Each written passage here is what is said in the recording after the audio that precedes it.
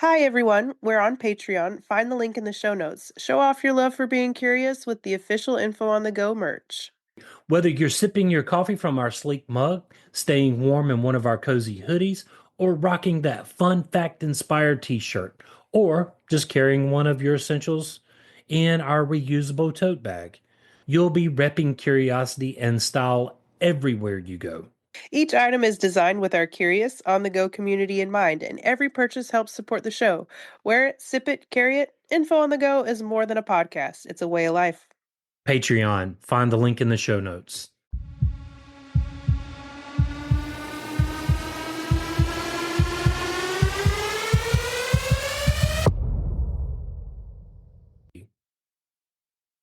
Hi, I'm William, And I'm Kat, and that makes this Info on the Go. answering questions you want to know.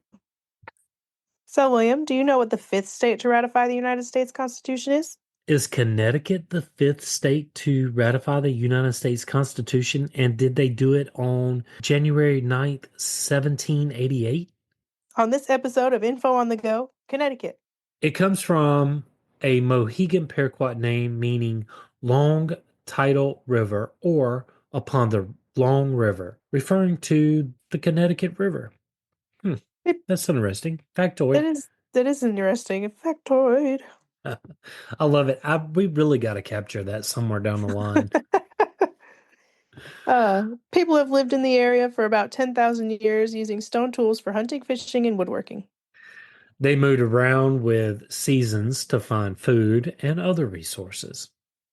The area was home to several tribes, including the Nipmuc, Sequin River Indians like the Tunuxes, Chattahoochee, Podunk, Wangunk, and Hamanasat, and Quinnipiac, Matabasque, which is the Rapinger Confederacy, and the Pequot Mohegan. Wow. Good thing you got that because I would have butchered all of that. I'm pretty sure mine's butchered, but I did the best I could. It's all good. The Dutch were the first Europeans to explore the area. In 1614, Adrian Block explored Long Island Sound and sailed up the Connecticut River to modern day Hartford. By 1623, the Dutch traded their furs there and built a fort called House of Hope for protection against the Pequot Indians and the English. However, by 1654, the Dutch left due to pressure from English colonists who took over in 1664.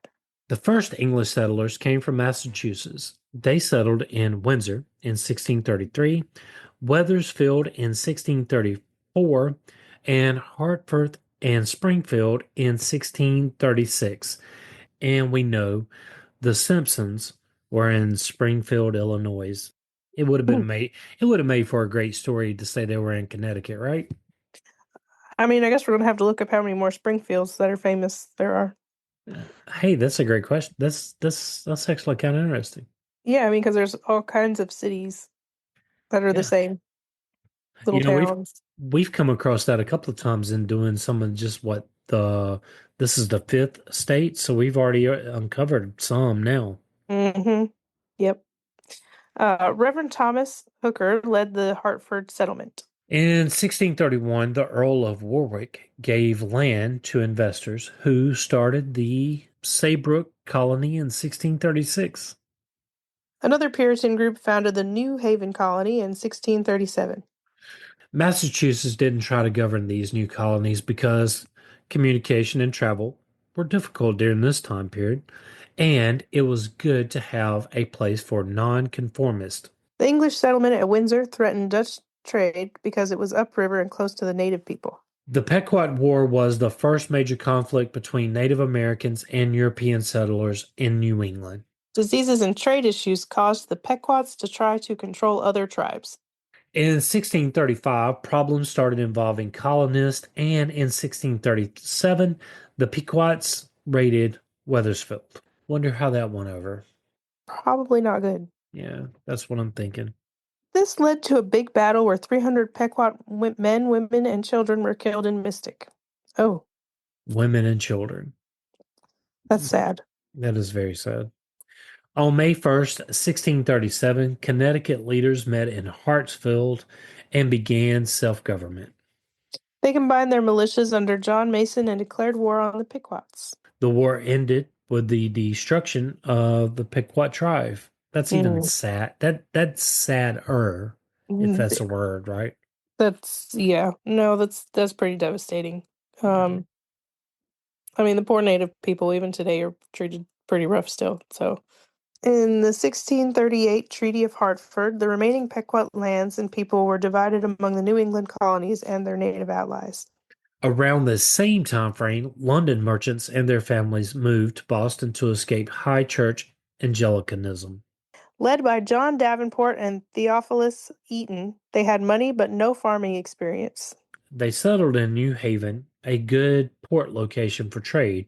However, they didn't have official permission or land rights, so they were basically squatters during the time, right? Essentially, sounds Yeah. like. Davenport set up a grammar school but failed to establish a college. Their business attempts also failed, and a valuable ship sent to London in 1646 never arrived. The New Haven colony struggled without a legal charter. The larger Connecticut colony got a royal charter in 1662 and used its military strength to take it over. New Haven's leaders couldn't build a profitable trade due to poor soil and isolation. Their political system only allowed church members to participate, which alienated many people.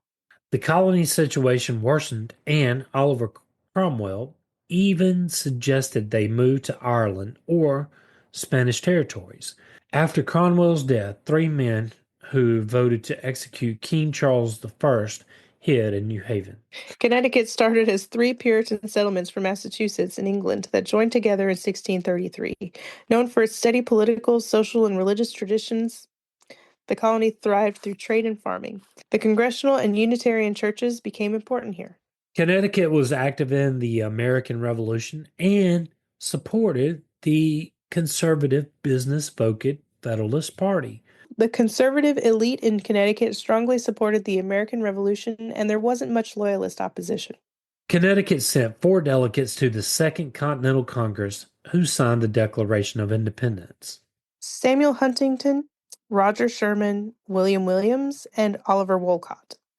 In 1775, after the battles at Lexington and Concord, Connecticut's legislature set up six new regiments with around 1,200 Connecticut troops fighting in the Battle of Bunker Hill in 1775. Now I've heard of that one. Yeah, and I think Bunker Hill could probably either be a full episode or a dash or something. For sure. In 1777, the British heard about Continental Army supplies in Danbury. They sent 2,000 troops to Westport, who marched to Danbury and destroyed supplies and homes. On their way back, Continental Army troops and militia, led by General David Wooster and General Benedict Arnold, and yes, that Benedict Arnold, fought the British at Ridgefield. This stopped further British landings for the rest of the war. Mm. Yeah. In the winter of 1778 through 1779, General George Washington split the Continental Army into three parts around New York City. Major General Israel Putnam chose Reading as the winter camp for about 3,000 soldiers. This camp protected the supply depot in Danbury and supported operations along Long Island Sound and the Hudson River Valley. The soldiers endured tough conditions, earning the nickname Connecticut's Valley Forge. Huh. I didn't know that. Me either. Yeah. Connecticut was also a base for raiders on Long Island, led by Samuel Holden Parsons and Benjamin Talmadge. Stay with us. We'll be right back.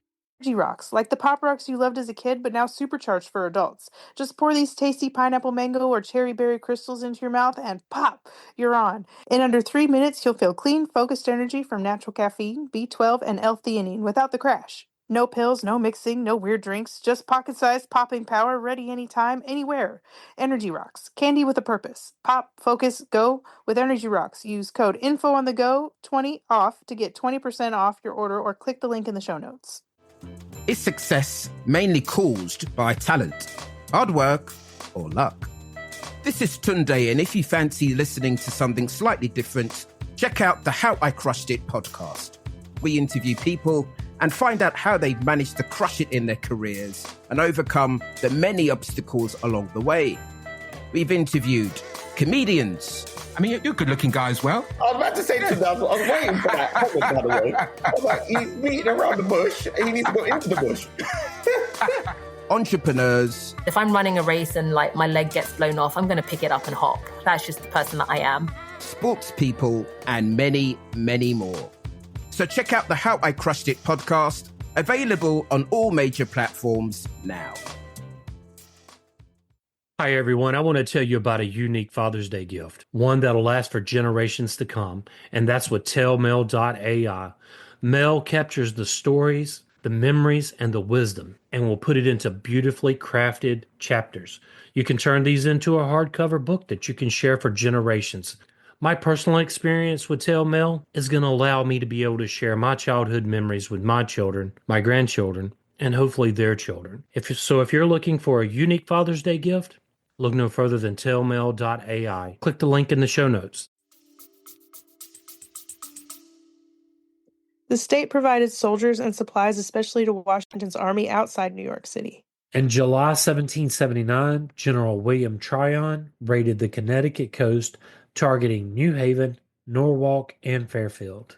In summer of 1781, French General Rochambeau celebrated the first Catholic Mass in Connecticut while marching through the state to meet General George Washington.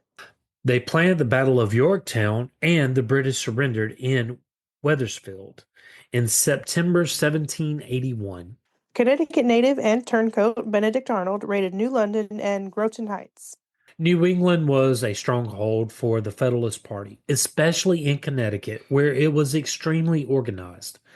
That is, I think that within itself is a call out for Connecticut, right?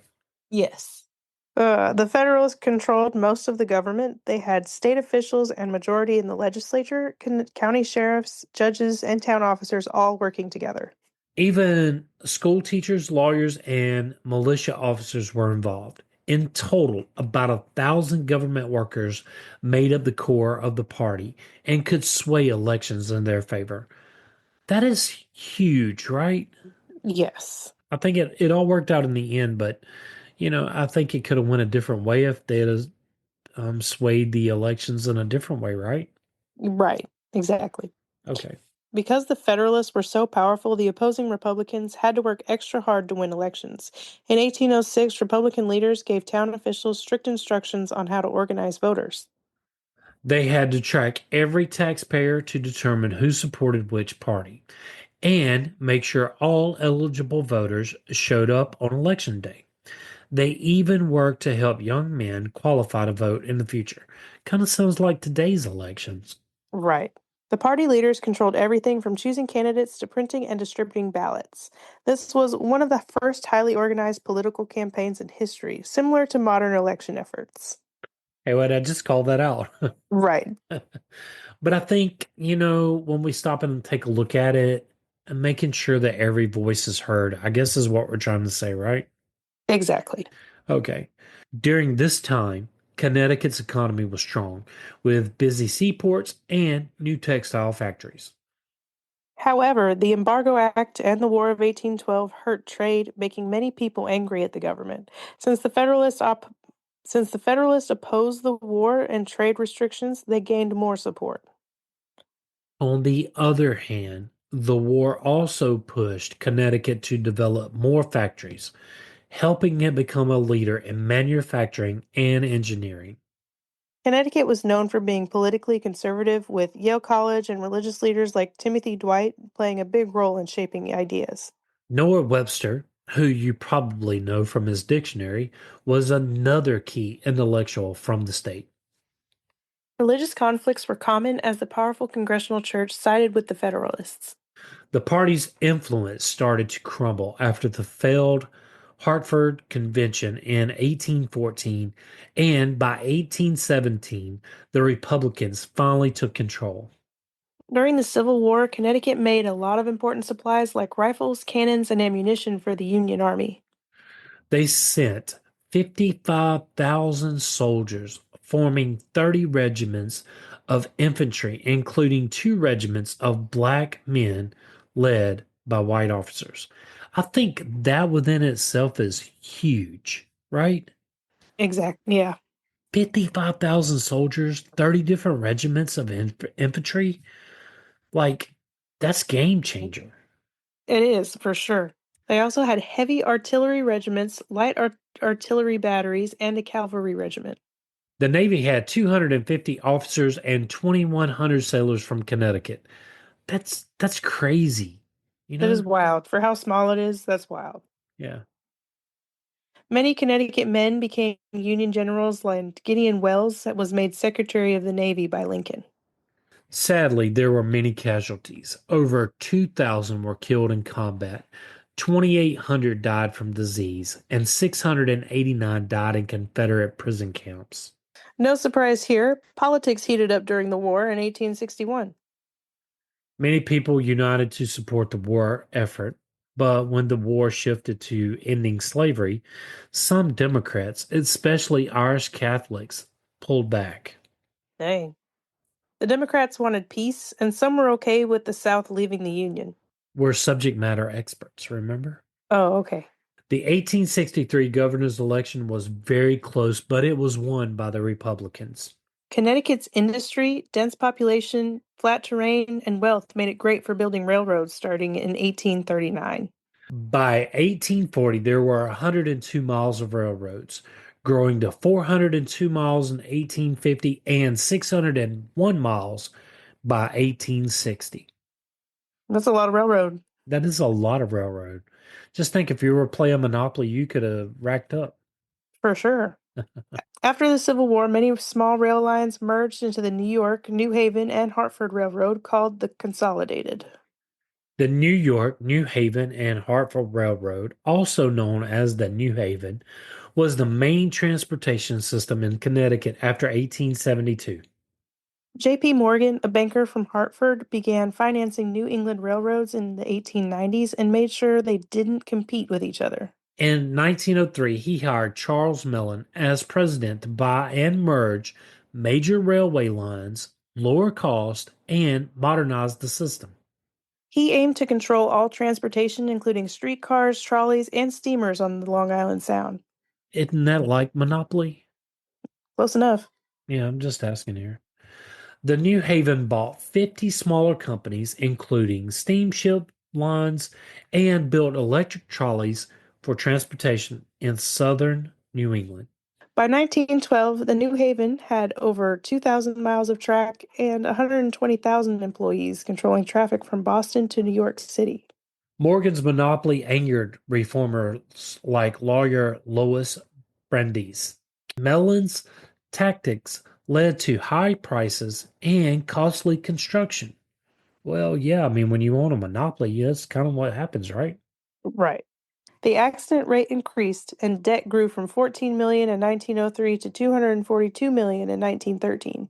The federal government sued the New Haven for monopolistic practices in 1913, forcing them to give up their trolleys. The rise of cars, trucks, and buses after 1910 hurt the New Haven's profits. The railroad went bankrupt in 1935, reorganized, went bankrupt again in 1961, and merged with Penn Central in 1969, which, well, you kind of guessed it here, right? It's a pattern. Went bankrupt. Dang, there's something wrong with their accountant. Today, parts of the system are part of Conrail. The automotive revolution happened faster than expected. In 1915, Connecticut had 40,000 cars. By 1920, it had 120,000 cars. Kat, could you imagine traffic in 1920 in Connecticut? No, I really couldn't. I mean, without the invention of the red light, who invented that? I believe it was Garrett Morgan. Okay. Oh, yeah, we did a whole episode on him, right? Yes. Or some part. I remember talking about him. Yeah, I think he was in part of our episode.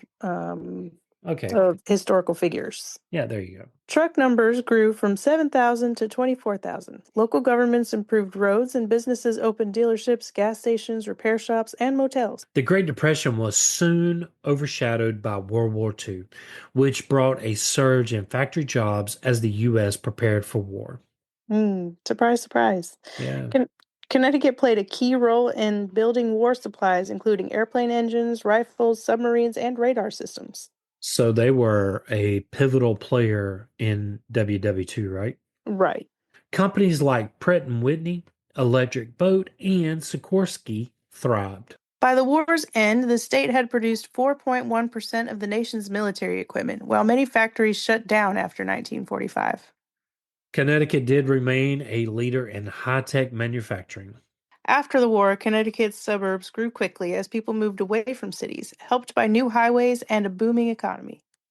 The state built the world's first nuclear-powered submarine, the USS Nautilus, and had the highest per capita income in the country by the 1960s. Fairfield County, known as the Gold Coast, became home to wealthy executives working in New York City. Many businesses moved their headquarters to Connecticut because it had no state income tax. Industrial jobs paid well, especially in defense, but unions were strongest in the 1970s. After that, as factories closed and jobs moved out of the state, unions lost their power in the private sector, though public sector unions representing teachers, police, and government workers remained pretty strong. As industries declined, many cities struggled. Factories shut down, unemployment rose, and wealthier white residents moved to the suburbs. Meanwhile, Black and Latino populations grew in cities but had fewer job opportunities. By the 1980s, urban crime and poverty were major problems, leading to efforts to improve housing and desegregate schools. In 1987, Hartford made history by electing Carrie Saxon Perry as the first African woman mayor in the U.S. Wow, 1987? Absolutely. That is go Connecticut. Yes. Connecticut played a major role in the U.S. Industrial Revolution with its factories known for advanced machinery. Yale College and scholars like Noah Webster, who you know from the dictionary, as well as a Floridian-born Mark Twain, who lived in Connecticut. They were both influential, right? Absolutely. Many Yankees moved west in the 19th century, and the need for workers brought many immigrants to its cities. In the early 20th century, immigrants came from Eastern and Southern Europe. Connecticut has generally been a politically balanced state. In the 21st century, it is known for producing jet engines, nuclear submarines, and advanced medicines. Man, I didn't know that jet engines came from Connecticut. Me either. I knew Me about either. the nuclear submarine, but I did not know about jet engines. I didn't know about the nuclear submarine, and I've been to Connecticut. Oh, really? Yeah. Okay. Well, I mean, like I said, I knew about the nuclear submarine because it has a very fascinating story. There's a castle next to a cliff up there. I got to see that. That was pretty See, cool. now you're making me jealous. Let's give some stats on Connecticut. Okay, let's do it. Population of 3.6 million people. That's crazy in such a little space. That is a little space, right? The birthplace of the hamburger. Louis What? Lasson invented the hamburger around 1900 in Connecticut. Thanks, Louis. Kat, I do believe you need to do your factoid thing. Factoid. Because we all love some hamburgers, right? Hamburgers are delicious. Yeah. I prefer hamburgers over hot dogs. This is for those Jerry Seinfeld fans, or Jerry Seinfeld, if you're listening.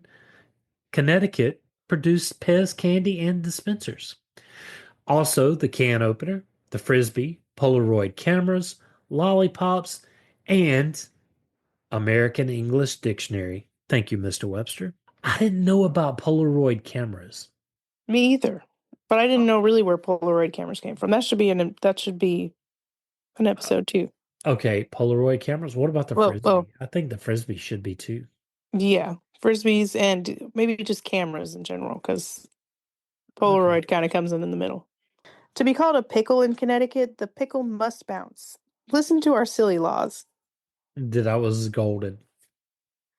Connecticut passed the first speed limit law in the United States. Wow. Thank you, Connecticut. I bet they did. I Yeah. mean, oof. The oldest public art museum in the United States is Hartford, which is Wadsworth Atheneum Museum of Art.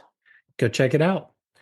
The first submarine used in battle was built in Connecticut. Connecticut had two state capitals, Hartford and New Haven, from 1701 to 1874. Can I try a cat?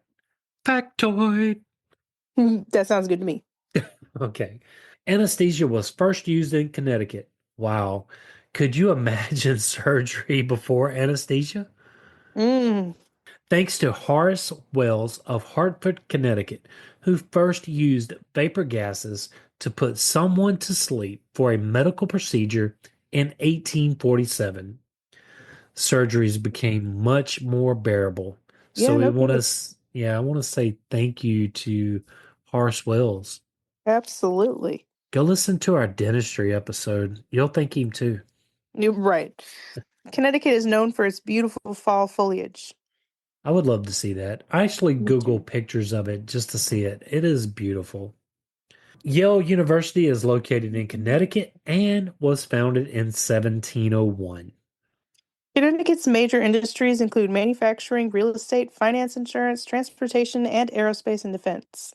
Connecticut is such a small state. I mean, I imagine real estate goes pretty good up there, right? For sure. It's small and it's pretty, and I'm thinking the temperatures aren't too bad, but I haven't really been in there in the wintertime, so Aerospace, defense, insurance, transportation. Okay. yeah. Kat, that's pretty much all I've got on Connecticut. Me too. If you would like to support this podcast, Click the support or Patreon links in the show notes. William and I want to thank you for listening. Yes, thank you so much for listening. Join the Facebook group at Info on the Go Share with us your show ideas. or ask us a question. Subscribe and follow us wherever you get your podcast. Send us a text using the link in the show notes or leave a review. Email us at, infoonthegopodcast@gmail.com. and yes, that is all one word. Till next time. Stay curious.